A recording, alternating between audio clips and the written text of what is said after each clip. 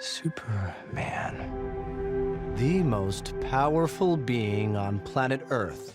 좋은 평가를 받았던 일부 캐릭터들을 제외하고 DC 확장 유니버스를 전부 포기하면서 등장한 첫 번째 영화 슈퍼맨. DC 유니버스로 이름을 바꾸고 더욱 체계적인 세계관을 만들 것이라는 의지를 다집니다. 그런데 왜 첫 번째 영화의 주인공은 슈퍼맨이었을까요?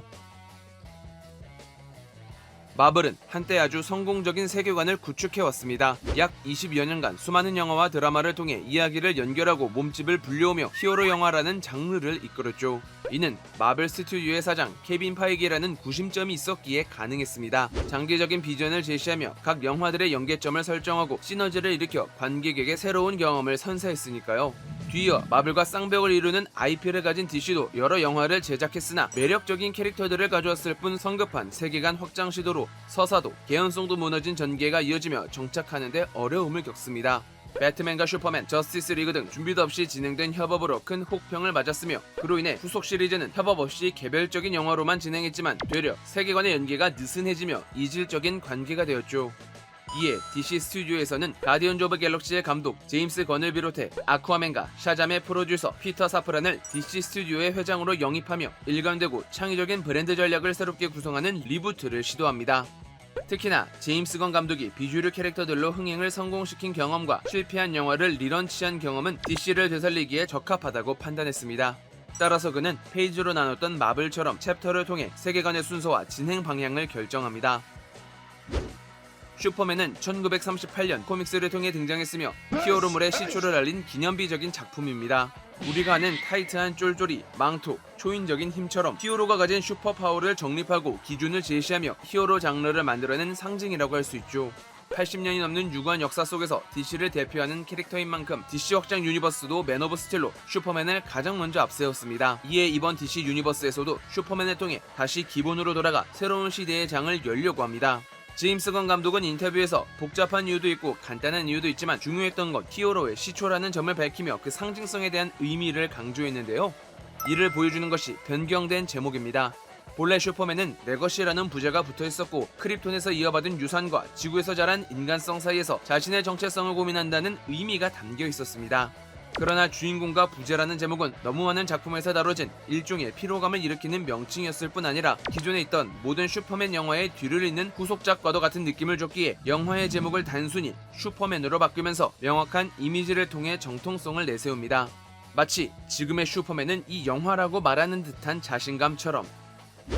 많은 영화에서 슈퍼맨의 기원을 다뤘기에 본편에서는 슈퍼맨에 대한 기원을 다루지 않습니다. 이는 마블에서 다시 등장한 스파이더맨과 유사하게 슈퍼맨 역시도 많은 반복으로 각인된 이야기였기에 중복된 부분을 제외한 것인데요. 따라서 슈퍼맨은 어떻게 탄생했는가가 아니라 슈퍼맨은 어떤 삶을 살아야 하는가라는 본질적인 질문을 앞세우며 전략적인 선택으로 익숙한 이미지를 통해 몰입감을 높이죠. 수많은 어려움과 위기 속에서도 스스로의 의지로 선택하는 과정이 중요하다는 것.